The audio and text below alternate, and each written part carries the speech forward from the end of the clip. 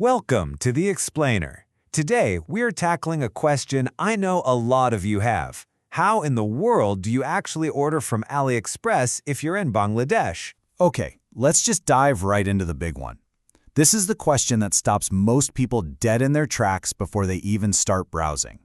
Is it even possible? So let's clear the air right now. The answer is a big, resounding yes. You absolutely can. Now, are there a couple of little hoops to jump through? Sure. But it's way more straightforward than you think. And by the end of this, you'll know exactly what to do. First things first. Before we get into the fun of shopping, let's just knock out all those common worries and doubts. The things that make you hesitate. Let's get them out of the way so you can shop with confidence. This is a huge one. Nobody wants to order something cool only to have to go on a treasure hunt to find it at some random office, right? So do you have to go pick it up? And the answer is no. The package comes straight to you, right to your door. The only catch? You have to be super detailed with your address. I'm talking house number, street name, postal code, the whole 9 yards. A little bit of extra effort here makes all the difference. All right, let's talk about the other big scary monster, money. We've all heard horror stories about getting a package and suddenly being hit with a bunch of surprise charges and hidden fees.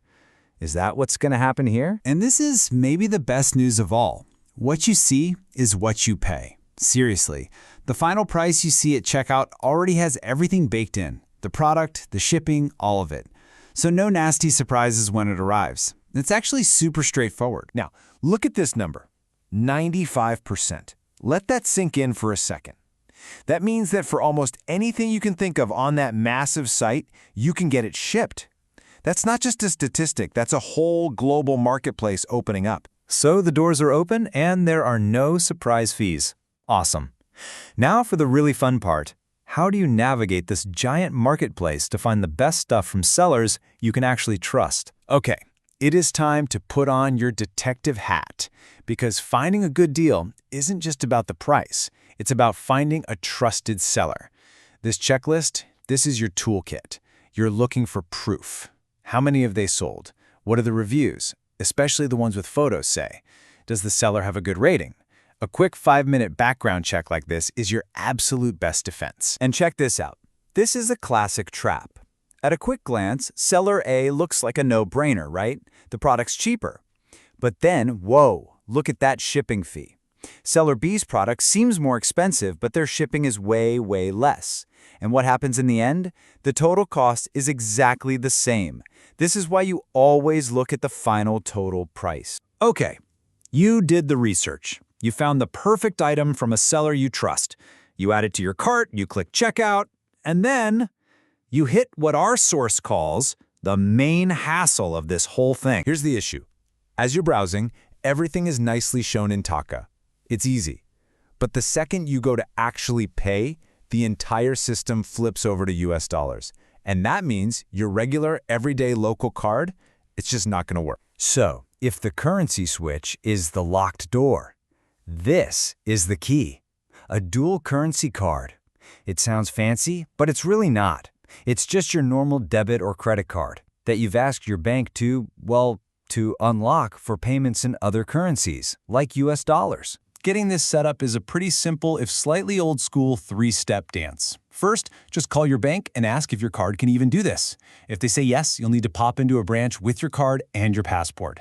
An official will put a stamp or note in your passport, that's the endorsement, and that activates a spending limit in dollars. Once that's done, you are good to go. Payment successful. Your order is in. You get that little notification on your phone. And now the final part of the journey begins, the waiting game. Let's be real for a second and manage some expectations here. Your delivery time can be, well, a bit of a lottery. Our sources have seen stuff arrive in as little as 8 days, which is amazing, but the average is more like 20 to 30 days. And sometimes, it can take up to 50. So a little patience is definitely part of the deal. But you are not just waiting in the dark. AliExpress gives you a tracking number for every single order, so you can be a bit of a logistics nerd and watch your package go from the seller's warehouse across the world all the way to your city. Okay, we have covered a ton of ground. We busted the myths, we figured out a shopping strategy, we cracked the payment puzzle, and we prepped for the wait. So let's boil it all down into the absolute must-knows. This right here, this is your cheat sheet for a perfect first order. Just remember these 5 things. Know the basics. Home delivery. No hidden fees. Do your homework on the seller. Always look at the total price. Get that dual currency card sorted, and just be a little patient. If you can tick these 5 boxes, you're gold. So, there you have it. The whole process, completely demystified. You're not just curious anymore. You're now fully equipped to shop on AliExpress like a total pro. We've given you the key to unlock this massive global store.